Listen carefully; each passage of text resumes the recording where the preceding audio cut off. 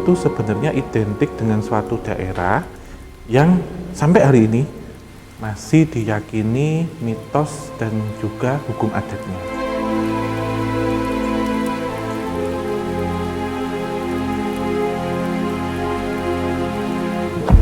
Ketika ini dikaitkan dengan mitos orang Jawa zaman dulu, banyak yang mempercayai bahwasanya hutan ini adalah tempat dari segala macam jenis dan rupa makhluk astral seperti itu.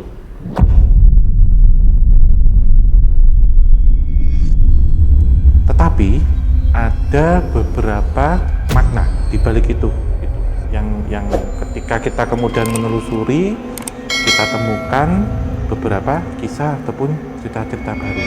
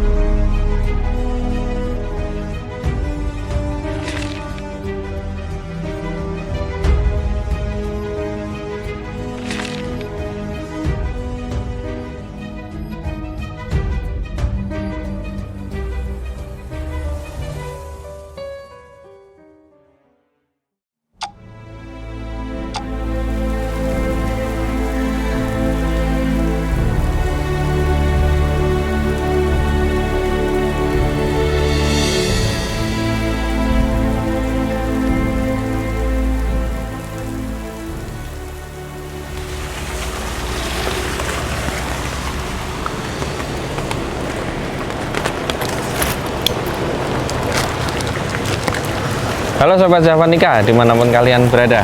Assalamualaikum warahmatullahi wabarakatuh. Salam rahayu, rahayu bagi kita semuanya. Ya, kita kembali lagi di Gerbang Antar Dimensi. Dan kali ini kita ada di salah satu ruas jalan di Jawa Tengah. Kita ada di mana Om? Kabupaten Wonogiri. Nah, ya. Tepatnya kita ada di salah satu area perbukitan yang kemudian dijadikan ruas jalan. Namanya Gunung Pegat. Ya, ruas ini menghubungkan antara Kabupaten Wonogiri ya, yang ada di Jawa Tengah ya, dengan Kabupaten Pacitan yang ada di Jawa Timur. Pulang kampung ini. Saya pulang kampung. Nah, konon katanya dari beberapa tutur masyarakat di daerah Gunung Pegat ini suka dikaitkan dengan kejadian-kejadian mistis, sehingga mitos yang ada di Gunung Pegat ini termasuk apa ya? Termasuk banyak banget Om, seperti ya, itu. Dan itu jadi salah satu alasan kenapa kita dari tim Kisah Tanah Jawa akhirnya memutuskan untuk penelusuran ke sini. Sebelum ini Om, nanti kita mengeksplor lebih jauh di area-area ke dalam hutan. Kira-kira ada nggak sejarah yang bisa diceritakan tentang Gunung Pegat ini sendiri? Iya, sesuai dengan namanya ya, Pegat itu dalam bahasa Jawa itu adalah pisah, dipisahkan atau ya kasarannya cerai, ya, dipisahkan gitu ya.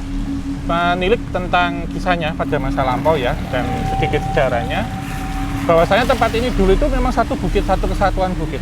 Oke. Jadi bukan gunung ya, gunung itu permaknanya adalah daerah yang berbukit-bukit, memang benar gitu. Jadi orang menyebutnya dengan gunung yang dipisah gitu. Kenapa demikian? Karena saat pemerintah membangun ataupun ingin membuka akses antara daerah di sekitar sini, kecamatan yang ada di sekitar sini dengan kabupaten dan provinsi, itu akhirnya dibuka jalan ini, kemudian diterabas ataupun dikepras gitu, sehingga memisahkan dua buah bukit yang semulanya menjadi satu bukit gitu. Sehingga dari nama ini muncullah nama Gunung Pegat. Ini yang pertama gitu. Dipisah ya. Terus yang kedua? Yang kedua, konon ceritanya kalau pengantin baru yang usianya belum ada 35 hari atau 18 itu sangat dipantangkan sesuai dengan hukum adatnya ya, ataupun di sini menjadi seperti mitos, ya, tidak boleh lewat sini.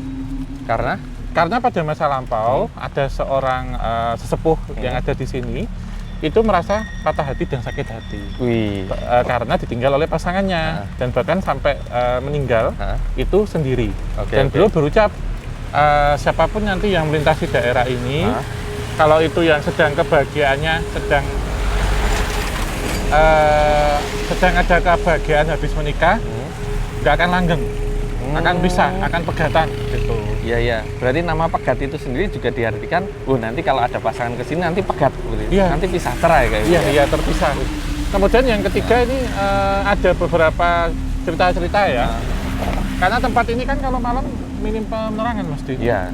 Bahkan kita bayangkan zaman sekarang ya sangat minim sekali gitu. Kalau sudah malam tiba bisa gelap gulita gitu. Tempat ini juga sering terjadi kecelakaan. Baik kecelakaan tunggal ya. Jalurnya rawan juga ya. Rawan, naik turun juga. Baik kecelakaan tunggal ataupun kecelakaan yang melibatkan dua kendaraan yang berbeda.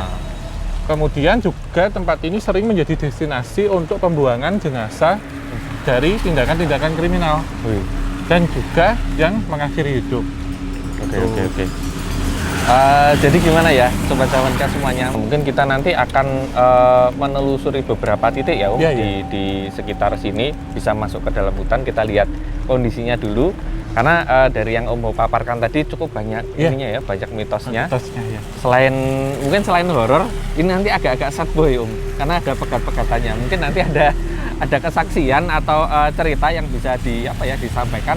Oh ternyata itu semua ada penyebabnya, ada rentetan peristiwanya. Tetap ikuti kita berdua untuk penelusuran masih di Gunung Pegat Wonogiri. Yuk.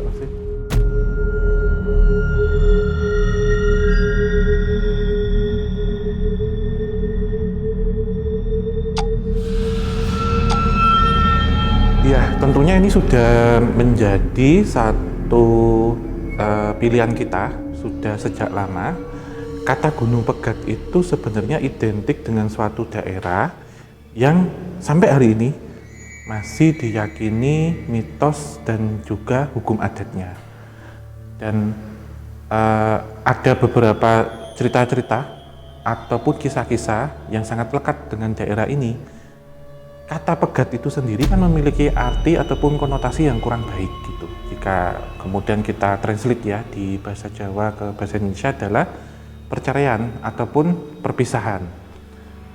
Tetapi ada beberapa makna di balik itu gitu. Yang ketika kita kemudian menelusuri, kita temukan beberapa kisah ataupun cerita-cerita baru. Salah satunya juga keberadaan dari daerah-daerah yang ada di sekitar situ, termasuk kita menemukan satu lokasi makam dan juga satu jalan yang jalannya ini agak menikung gitu ataupun agak curam. Dan dalam pemilihan lokasi ini itu juga akan memberikan beberapa informasi yang syarat tentang hal-hal berkaitan dengan asmara, dan nanti juga akan menjadi satu pertimbangan bahwasanya suatu mitos yang sudah melegenda itu akan ada dua persepsi, diyakini ataupun diabaikan. Namun juga kita harus bijak dalam menentukan hal ini. Dan Gunung Pegat ini tentunya nanti akan memberikan banyak wawasan dan juga gambaran serta bagaimana kita memahami tentang kisah, mitos, mistis dan legenda dari suatu tempat, dan kita mengambil sisi baiknya agar tidak menjadi satu sugesti yang sifatnya negatif. Buat saya di Gunung Pegat ini spesial karena letaknya di Kabupaten Wonogiri dan saya lahir di sana. Itu.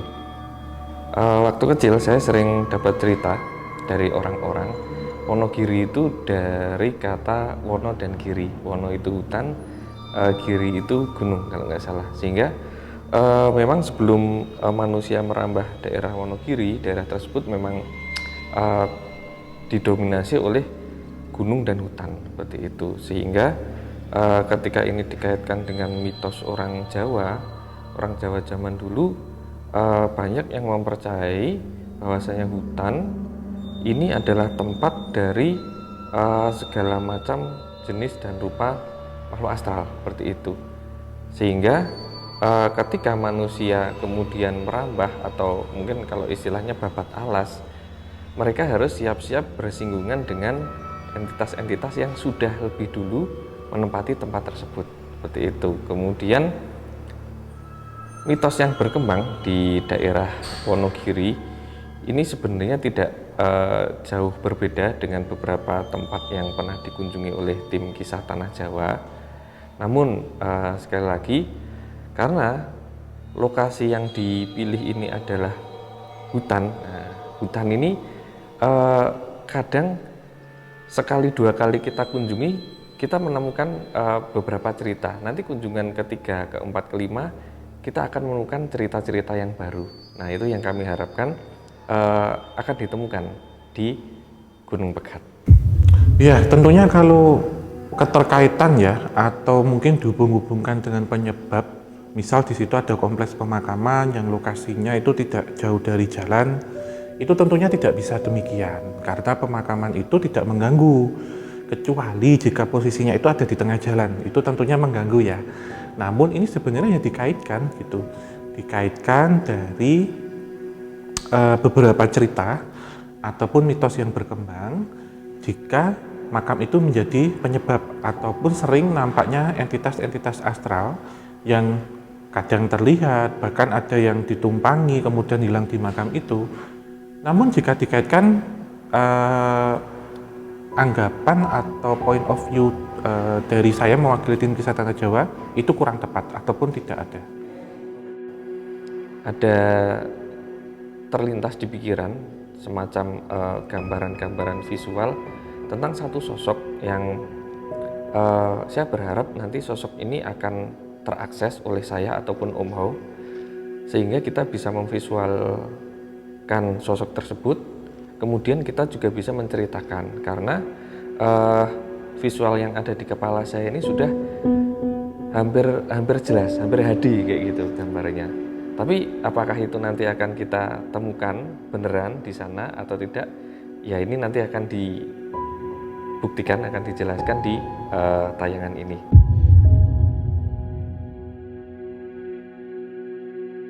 Dalam perjalanan kami ya menelusuri kawasan Gunung Pegat, sebenarnya ada beberapa pertimbangan gitu.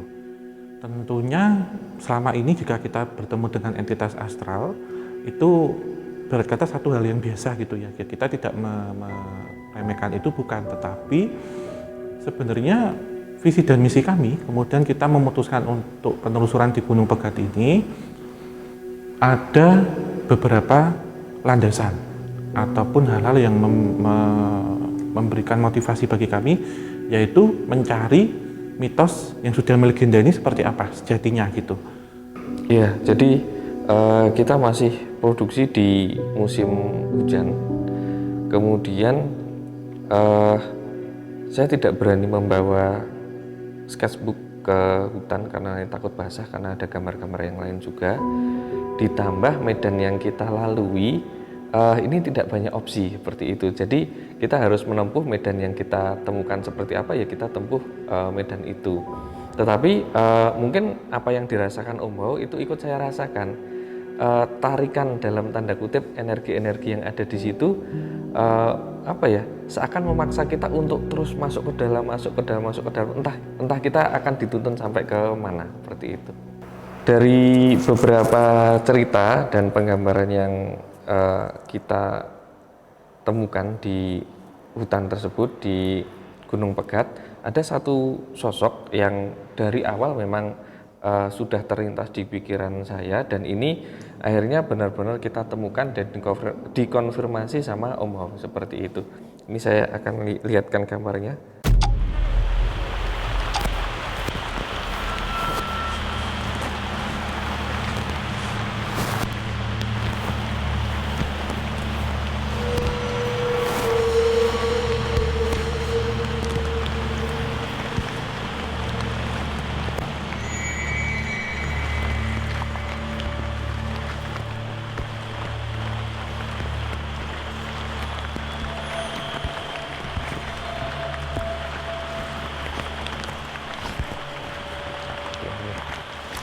Oke, Sobat Javanika semuanya, ternyata berat juga ya Om medannya. Apalagi ketika hujan, jalan licin. Mungkin yang ini ya, yang disebut banyak orang di sini termasuk jalur tengkorak seperti itu. Ketika hujannya udah turun, kelihatan oh ternyata wajar jalanan yang ada di seberang kita ini rawan banget yang namanya kecelakaan. Ya, memang pertama karena efek geometrinya ya, ataupun geometri jalan gitu ya, geografisnya juga berpengaruh. Dan ini sangat minim penerangan gitu. Yang berikutnya adalah banyak jalan berlubang, terus berkelok-kelok karena ini kita agak menjauh, kita masuk ke hutannya dan tadi saya terdengar suara kalau orang glodek, kayak masuk ke lubang, gitu. Jadi ini juga memicu banyak ini ya kejadian kecelakaan ya, termasuk slip Mas Di. Karena tadi sore sebelum kita syuting juga memakan korban, ada yang slip, tapi alhamdulillah selamat, tidak apa-apa. Bahkan kendaraan kita sendiri sempat ini ya tadi slip di ini, cuman masih aman.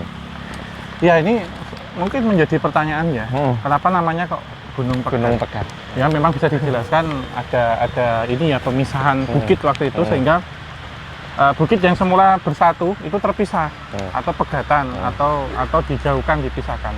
Yang kedua ini memang ada cerita yang menarik ya, tentang seorang tetua pada masa lampau ini yang sudah menjadi satu legenda yang sudah diyakini gitu. Ya, ada jadi mitos juga ya. Yang beliau ini namanya adalah Mbah Glondor. Mbah Glondor. Ya. Glondor. Ya. Mbah Glondor ini sebutan sih sebenarnya Mas, karena saya mendapatkan cerita dari beliau sendiri ini sebenarnya sematan gitu ya. Memang zaman dulu ketika tempat ini itu masih ada jalan setapak ya, belum selebar ini waktu itu. Ada orang yang sedang merenung di sini, bahkan sampai akhir hayatnya. Karena istrinya direbut orang, kemudian pegatan, cerai. Seru ya. Ya, tapi beliau nggak boleh nyeritain kenapa faktornya gitu. Sejak itu kayak beliau itu sakit hati dan ini ya mengutuk ya tempat ini itu.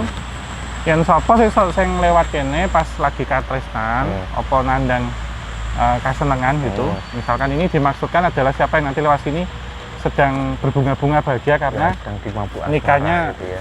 Belum selapan atau 35 hari dari pernikahannya, bakal mengikuti jejakku ya kuwi pegatan atau pisah dengan yang disayangi, istrinya atau suaminya gitu. Kenapa? Karena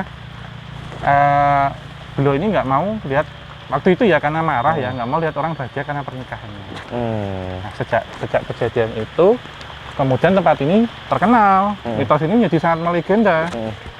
Bahkan saat orang lewat sini itu ketika nikahnya belum lama atau mantan anyar gitu ya, itu muter Mas Di. Muter maksudnya? Muter nggak lewat sini. Ya, misalkan ada orang yang jalan alternatif gitu ya. Ini ada suatu kisah ya, seorang laki-laki yang belum lama meminang pujaan hatinya gitu ya. Itu kerjanya di Wonogiri, tapi lokasinya di sebelah sana rumah aslinya. Nah, biasanya lewat sini itu lebih dekat, 30 kilo. Oh, cuman wah ini beresiko.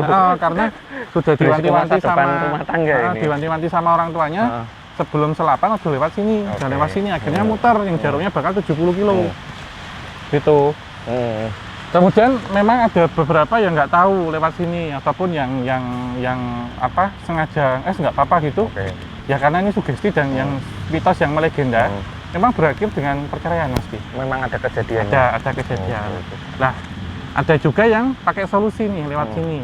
Jadi ini mengingatkan kayak di beberapa daerah ya, waktu itu kita ke Banyumas, kemudian di Alas Roban, daerah-daerah yang rawan seperti ini dan ada mitos yang melegenda, itu biasanya lempar-lempar sesuatu. Oh, kayak lempar koin atau lempar. Ya sebenarnya ini saya nggak tahu hukumnya gimana gitu, atau ini dimulai dari siapa. Tapi di sini untuk beberapa orang yang lewat, tidak ada hubungannya sama pernikahan. Itu biasanya lempar koin. Tapi ada juga yang berhubungan dengan pernikahan, itu saya lihat lempar ayam hidup. Itu dilempar aja gitu Mas. Mau lewat harus bawa ayam dilempar. Dilempar sebagai pengganti katanya. Oke. Iya. Nah, dari kejadian-kejadian ini kemudian menarik ya energi-energi untuk bergabung. Itu salah satunya ada beberapa cerita-cerita yang terjadi, misalkan dari sebelah sana ya, itu ada orang biasanya gini nyetop, minta untuk di ini bonceng Oh, Nah, biasanya iya, nanti iya. saya minta sampai ujung sana, di sana ada rumah saya. Itu nggak beneran orang kan ya? Aslinya. Ah. Nah, setelah sampai di rumahnya, minta turun. Hmm. Nah, miturut yang boncengin, itu ada rumah, Mas. Dia rumah kawasan, jadi bukan satu rumah, rumahnya banyak. Oke, oke. Nah, setelah biasanya arahnya dari sana, dari kota Wonogiri mau arah Pacitan. Itu nanti turun di sebelah situ. Oh, turunnya di sebelah kiri jalan. Lah orang ini nyebrang. Lah kok pas dilihat nyebrang tuh ngilang, celing. Ternyata ketika dideketin apa? Makam yang tadi sore kita kunjungi. Oh, yang tadi di sana itu. Ah, iya. Nah, ini konon gitu. ceritanya di sini ada entitas yang menyerupai si manis. Si manis jembatan Ancol. Si manis Gunung Pegat. Ini kasusnya sama, Mas. Jadi kasusnya pegatan juga. Oke, oke. Oh, tapi beda sama Mbah Glondor tadi beda. Beda. Oke, oke. Beda. Kalau ini sosoknya perempuan, pakai payung gitu. Payungnya Pak bukan payung kayak kita tadi, tapi payung lama itu loh. Kayak apa sih, doasi atau apa ya, yang batik Solo tapi yang putih juga. Nah, terus ada bunga kamboja diselipkan di sini. Nah, ini miturut cerita namanya itu Winarsih. Winarsih. Nah, dipanggilnya Sih Oh, Asih. oke, oke. Ya, miturut cerita ini tuh dulu menikah, Mas, bener. Jadi menikah waktu itu lewat tempat ini malam-malam. Waktu itu masih pakai sepeda ontel. Di lokasi tidak jauh dari sini, setelah lewat sini mengalami kecelakaan masuk ke sungai dan dua-duanya meninggal, Mas. Oke. Oh enggak, yang meninggal yang perempuan ternyata. Yang laki-laki Yang laki-lakinya selamat. Oh ya. Nah, miturut cerita, ini beliaunya mengabarkan dimakamannya di situ. Di salah satu tempat di situ. Bukan yang tadi kita Temui yang tadi. kita temuin. Kita temui tadi. Lah, ini sebenarnya koringnya. Jadi dari TKP itu kemudian kita geser sana, Mas. Waduh. Ini nggak ada mediumisasi, cuman saya diarahkan untuk mendekat.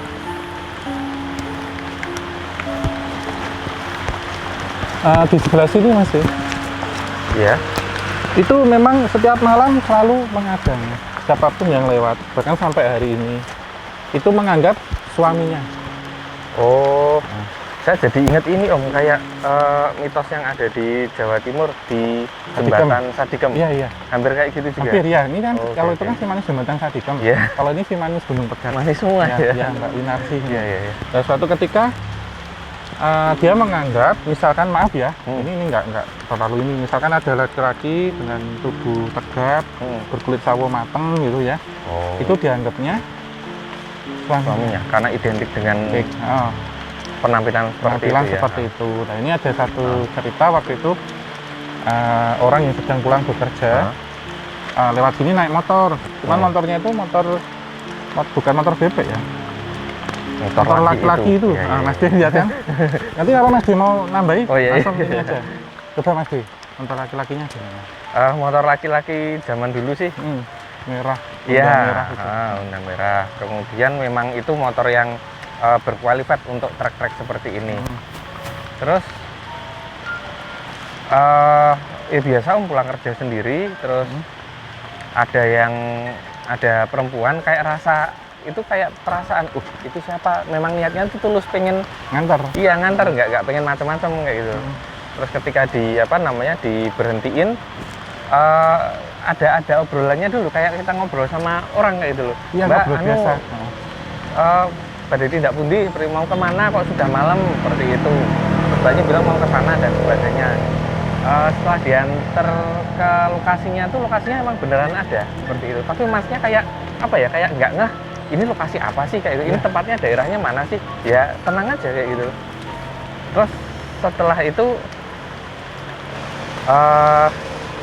bentar. Oh, mbaknya kayak ketawa, cekikikan, terus habis itu hilang, pandangannya kembali ke pandangan seperti semula. Ternyata kok gelap, kok ini di mana? Baru kesadarannya tuh ngeloding ulang gitu loh. Ternyata di situ ada makam tadi. Kayak gitu. Ya, jadi ini satu kisah pertama ya. Yang kisah kedua hampir sama juga, Mas. Ini pakai mobil. Oh, mobil. Mobil Oke. Seorang laki-laki muda, usia 25 tahun gitu ya. Pulang dalam kondisi itu agak suntuk. Mungkin baru berantem sama pacarnya Sendiri. sendiri. Terus sebenarnya rumahnya nggak daerah sini, cuman pengen lewat sini aja. Terus kemudian menenggak sedikit minuman alkohol. Wow. Nah, ketika ketemu di situ, ini lagi, ngaji lagi. Masuk. Nah. Dia masuk aja gitu. Mau di mana diantar ke sana. Nah, singkat cerita ada obrolan-obrolan juga dan curhat. Intinya pegatannya habis putus sama pacar. Ternyata pegatannya ini luas, jadi nggak hanya suami istri suami ya. istri, tapi pacar Pokoknya juga. hubungan lah. Nah, ketika masuk di situ, udah sampai minta turun. Saat melihat tempat itu ternyata gemerlap, Mas. Jadi kayak banyak rumah. Iya. Banyak rumah di situ. Nah, ketika turun itu, si mbaknya ini pamit, Mas, saya terima kasih sudah diantarkan. Masuk, tapi masuknya agak goda. Jadi nyebrang jalan agak lenggak-lenggok. Gimana gitu ya? Nah, ternyata karena mungkin agak terpengaruh Udah juga ya, ini ya, bahwa oh, turun boleh nih dia ya. ngikuti, penasaran ada apa nih gitu. Nah, ternyata masuk ke daerah yang makam itu sebelahnya itu memang ada seperti ini, Mas, godaan juga. Jadi di situ ternyata ada beberapa perempuan cantik. Gitu. Nah, ketika masuk ke situ diajak mampir Mas ngopi. Ternyata kondisinya mau hujan juga kayak sekarang. Nah, pas ngopi ini ada 2 perempuan yang nemenin. Jadi maaf kata ya, tempatnya itu kayak karaokean. Cocok. Ini sebenarnya mirip kan, makanya tadi aku tanya ini loh Mas, ada sungai nggak gitu yang lembah itu. Ternyata itu kayak istana peri gitu yang ada di sini. Nah, ketika masuk ke situ dijamu, disuguh, terjadi kayak ini Mas tindakan asusila. Itu gimana ya? Masnya masih nggak kalau itu bukan orang itu masih gitu. Bahkan di situ dikasih minum, didulang ini apa mie gitu ya. Nah, ternyata mbak aslinya ini tuh sebenarnya sosok positif. Eleng gitu, bilang gitu. Oh, malah ini diingetin. Ingat. Terus pas itu langsung terbangun, maaf ya, nggak pakai baju. Oh, udah ini ya. Terus akhirnya melihat tempat itu jadi makam. Terus lari sambil bawa bajunya dipakai di mobil. Oke. Nah, sejak ini kemudian shock ya, cerita bahwasanya memang tempat ini kadang kalau ada entitas-entitas perempuan itu yang kadang minta diantar, salah satunya sosok ini tadi yang pakai kebaya putih. Tapi ada juga sosok-sosok yang menyerupai ini yang kayak di karaokean di situ, tidak jauh dari situ gitu Mas Di. Karena memang saya juga melihat banyak beberapa itu pembuangan mayat korban pembunuhan. Yang ini membawa aura negatif. Itu selain ada kecelakaan itu tadi. Jadi beberapa kisahnya itu sih Mas. Oke. Yang berkaitan dengan patah hati dan perceraian. Iya. Ngeri juga ya tapi ya Om. Cuman ini Om, kita kalau boleh sedikit ulik tentang kasus pegat-pegatan tadi. Itu kan ketika zaman modern itu kan kayak susah banget di logika. Soalnya kan misal pegat atau putus atau cerai seperti itu. Ini nggak karena pihak ketiga atau karena berantem, tapi karena makhluk astral seperti makhluk gaib. Iya. Ada nggak sih kejadian-kejadian yang sebenarnya itu kasusnya itu nggak banyak, cuman perceraian yang ada itu mengkambing hitamkan Gunung Pegat. Itu ada nggak? Ada banyak. Gitu. Iya. Ini sebenarnya banyak kasus ini ya. Aku curiganya yang kayak gitu. Yang kawin cerai ya, yang saya rasakan di sini itu nggak 100% dari sini Mas. Bahkan ada beberapa pengantin yang nggak tahu lewat sini biasa aja. Iya. Karena itu nanti jadi sugesti. Makanya kan misalnya itu kejadian ya Om, kan pasti 1 banding berapa? Iya, mending lewat sini nggak tahu sekalian mah nggak apa-apa gitu. Nah, itu benar dikambing hitamkan. Sebenarnya masalah-masalah perceraian di sini adalah pertama perselingkuhan, yang kedua faktor ekonomi, itu yang paling banyak. Tetapi di kambing hitamkan di sini. Kalau saya memaknai pegat itu sebenarnya kan dipisah, karena memang tempat ini dulu satu kesatuan yang kemudian dibangun jalan, akhirnya membelah satu bukit menjadi 2 bukit sekarang. Kemudian ini ke Mbak Sih tadi dan beberapa entitas yang dia suka menumpang pengendara yang lewat, itu sebenarnya yang ditumpangi atau yang jadi target dalam tanda kutip itu sebenarnya random atau memang ada spesifikasi khusus atau memang yang lagi ngelamun, yang lagi habis putus banyak masalah atau gimana? Sebenarnya nggak random sih Mas. Nggak random. Kayak misalkan Mbak Sih tadi tuh yang dituju yang seperti itu ciri-ciri fisiknya karena dianggap suaminya. Tapi untuk entitas lain yang menyerupakan, itu biasanya random. Tapi kebanyakan mereka yang sedang putus cinta atau sedang masalah rumah tangga dan galau. Jadi ini kayak makin ini ya, makin jerumusin orang biar pisah gitu. Selain adanya sumpah serapah yang dulu ada orang yang ada sesepuh yang seperti itu akhirnya menggema di sini. Gitu. Jadi banyak entitas yang memanfaatkan kejadian-kejadian itu. Namun ada juga beberapa orang yang random itu maksudnya saya melihat ada dua energi besar selain di makam. Saya nggak bilang di makamnya ya, tapi di sekitaran makam ada satu kerajaan yang jauh dulu sebelum tempat ini ada itu sudah berdiri dan sekarang terhalang jalan katanya gitu. Jadi mereka butuh satu sarana transportasi ataupun untuk menyeberang karena ada beberapa entitas itu kan takut dengan lampu. Nah kejadian-kejadian semisal ada seperti orang lari kencang kemudian tertabrak tapi nggak ada orangnya, itu katanya dari bangsa mereka gitu. Jadi sehingga kadang minta tumpangan gitu, tumpangan pengen eksis saja katanya gitu. Itu sih Mas Di. Ini agak menarik karena ketika suatu gunung atau hutan kan orang-orang Jawa zaman dulu percaya hutan, gunung dan yang seperti itu suka digunakan oleh makhluk astral sebagai tempat hunian, bisa kerajaan, koloni atau yang semacam itu. Nah, ketika itu ada persinggungan kepentingan dengan manusia, misalnya mau dibikin jalan atau mau dibikin bangunan atau apa seperti itu, dulunya gimana sih Om? Apakah ada deal-dealannya atau udah ini dibangun aja karena memang sudah jadi kebutuhan atau gimana? Coba kita kesini Mas, nanti pindah untuk lagi menjawab pertanyaan itu.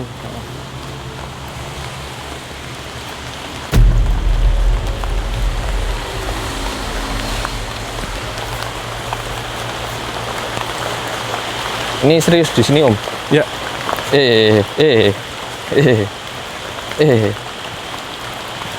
Ya. Jadi begini Mas Di. Ya.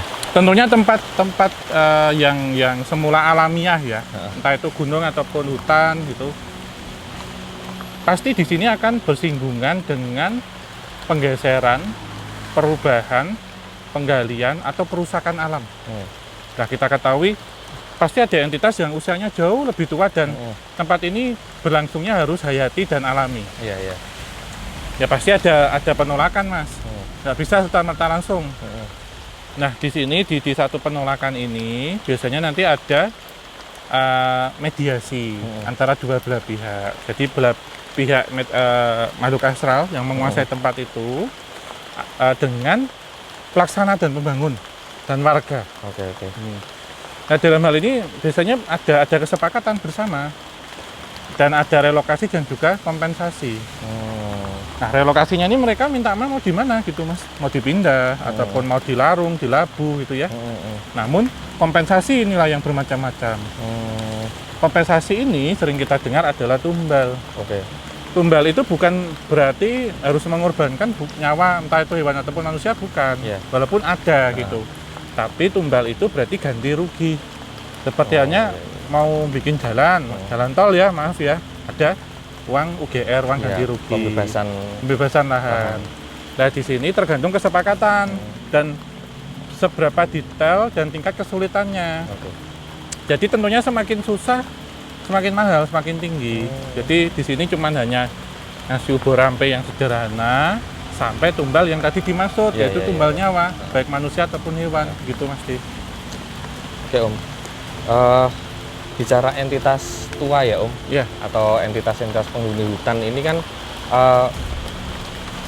banyak orang yang percaya apapun itu bisa ditemukan di hutan Om, dengan segala bentuk. Tadi kan udah disebutkan kayak peri, ada sesepuh dan sebagainya. Cuman sosok-sosok apa ya yang lebih dalam lagi. Aku dapat ini, boleh ceritakan nggak? Boleh langsung aja. Mesti dapat langsung aja. Saya kayak kesamber ini Om, salah satu sosok dia itu perawakannya manusia, cuman nggak apa-apa, benar. Nggak apa-apa. Kulitnya itu biru.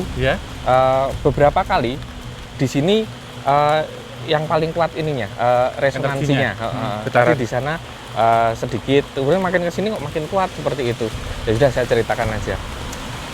Kemudian dia punya apa ya, kayak telinga yang agak meruncing seperti itu. Panjang kayak kurcaci ya. Iya benar. Saya tidak tahu dia pakai baju atau enggak, cuman kayak pakai kain dililit seperti itu. Dia kayak menjaga atau mengkoleksi sesuatu di tempat ini, dan dia sudah ada di sini jauh sebelum manusia merambah tempat ini seperti itu. Ini gimana? Apakah memang mau interaksi atau gimana, Om? Iya, jadi menunjukkan tempat ini kan kita lihat satu gunung yang ini ya, yang dibuka itu ya, yang dipotong, yang dipisah gitu ya. Tanahnya tentunya nggak stabil nih, Mas Ki. Coba Jabanika ya. Itu kan lereng, dan lereng itu lereng buatan. Nah, saya melihat tumbal di sini kebanyakan itu adalah pusaka dan mustika. Benar. Yang ditanam untuk menjaga stabilitas lereng itu. Dan itu banyak kan? Banyak. Nggak cuma satu. Tapi ini bukan buangan atau memang ada di sini, tapi ini memang untuk menjaga ini biar nggak longsor gitu. Nah, entitas ini itu kodam yang dipercaya untuk menjaga tempat ini agar pusaka ataupun mustika itu tidak gampang ditarik atau hilang. Karena kalau dihilang bisa longsor, Mas Ki. Misalnya ada orang yang tertarik banget sama pusaka, diceritain, oh di sana ada pusaka-pusakanya, terus nyoba narik seperti itu. Di sini gitu. Ada efek sampingnya nggak, Om, ketika itu hilang dari sini? Ada Mas. Jadi ketika itu mau ngambil harus harus mediasi ataupun kesepakatan sama entitas ini yang nggak mau disebutkan, tapi memang wujudnya seperti itu. Oke. Nah, kalau nanti dipaksa, kecuali dikasih ya, dipaksa itu nanti harus terlibat satu duel. Yang menang yang mana? Kalau yang menang orangnya bisa narik, tapi kalau kalah bisa sakit keras, Mas. Bahkan bisa meninggal atau keluarganya nggak harmonis. Iya. Karena ada beberapa orang yang pengen narik keris yang ada di sini, gila habis itu. Dia bilang, saya sekuat tenaga harus jaga tempat ini. Oke. Karena memang ini ya, mungkin itu ada di sini karena ada fungsinya, seperti yang saya tangkap kayak gitu. Ketika itu diambil, maka fungsi itu akan terganggu.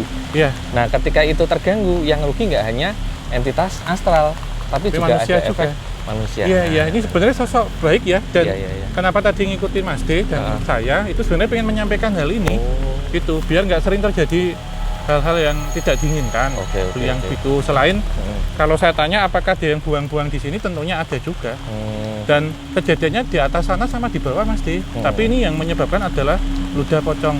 Jadi ini mengingatkan kita kayak penelusuran beberapa bulan yang lalu. Ada entitas yang menyerupai pocong itu meludah dan membuat orang yang lewat sini itu kepleset, akhirnya jatuh. Oke. Untuk yang terakhir mungkin kita ambil satu spot terakhir ya, menceritakan ini Mas D yang ngelit kayaknya. Kondisi-kondisi yang terjadi di jalan di belakang kita. Kita lewat mana, Mas? Yuk. Ini Mas D cerita.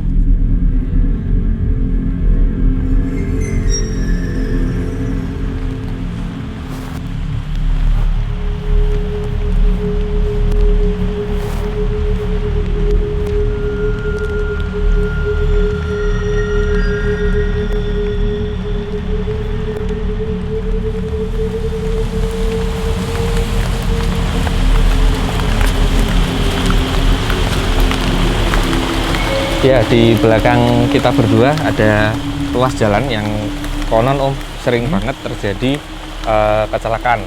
Seperti yang Om ceritakan tadi, baik kecelakaan tunggal maupun antar kendaraan seperti itu. Nah, jalur tengkorak ini selain jalurnya berbahaya, kemudian rawan kecelakaan, juga sering diidentikan dengan gangguan-gangguan metafisik seperti itu. Baik di sini maupun di beberapa jalur yang mungkin pernah kita telusuri. Tadi ketika Om mau menceritakan ada entitas-entitas gaib yang nyebrang kemudian suka mengganggu konsentrasi pengendara, saya seperti menangkap sesuatu yang agak berbeda. Nggak apa-apa ya, Om. Jadi saya malah merasa antara yang di jalan dengan yang di hutan tuh agak sedikit berseberangan, agak sedikit selek atau gak akur kayak gitu. Karena memang beda urusan, yang di hutan ya di hutan. Memang sudah ada dari zaman sebelum ada manusia di sini. Cuman yang di jalan ini ada beberapa energi yang menurut perasaan saya mengatakan ini negatif seperti itu dan punya tujuan-tujuan yang jahat seperti itu. Enggak Kamu apa-apa. merem separuh ya Om? Enggak, aku dengerin. Enggak jam sesi, Ini aku ya? dengerin aja. Oke. Sambil nge-track mesti. Oke. Nah. Memang ada beberapa sosok yang sempat tahu-tahu kok kayak kepikiran sosok itu seperti itu. Salah satunya tadi memang yang Om Bau sebutkan ada yang putih-putih seperti itu, Meludah itu ya? meludah. Kemudian yang di atas dia ada di atas pohon itu banyak. Kemudian kayak laba-laba itu Om, ketika ada yang melintas dia turun sud. Nanti ada lagi melintas turun sud kayak Spiderman gitu loh Om. Terus yang ketiga ini kalau di beberapa ruas perlintasan kereta api itu kan ada mitos setan budek yang nutupin telinga. Nah di sini saya merasa yang ditutupi itu ini Mata. kayak Iya. pandangannya itu nggak hitam, nggak tahu-tahu gelap, tapi kayak dikaburkan Panik. kayak gitu. Iya. Iya, mata saya tambah dikit ya, Mas. Ha. Kadang melihat jalan lurus, Hmm. tapi ternyata itu kayak fata morgana. Nah kayak gitu. Kayak yang di bawah tadi dekat makam. Itu kan belok ya. Iya. Tapi itu kalau malam kelihatan lurus, Mas. Waduh. Jadi saat turun dari sini matanya ditutup kemudian dibuka, tahu-tahu lurus dan nyungsep.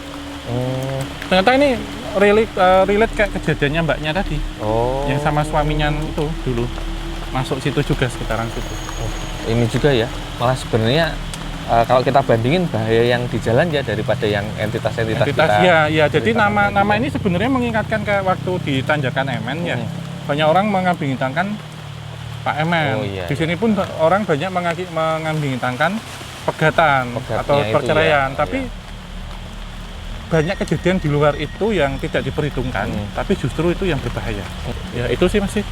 Oke teman-teman, saya rasa perjalanan di Gunung Pegat ini cukup sekian. Kita akan sudahi. Kemudian tetap ikuti terus channel Kisah Tanah Jawa. Kita ada ini ya Om, ada channel teman kita yang baru waktu 2022 di KTC kan ada Opsan. Nah kabarnya tahun ini Opsan akan jadi channel yang baru seperti itu. Tetap subscribe sama ikuti terus channel yang baru Opsan.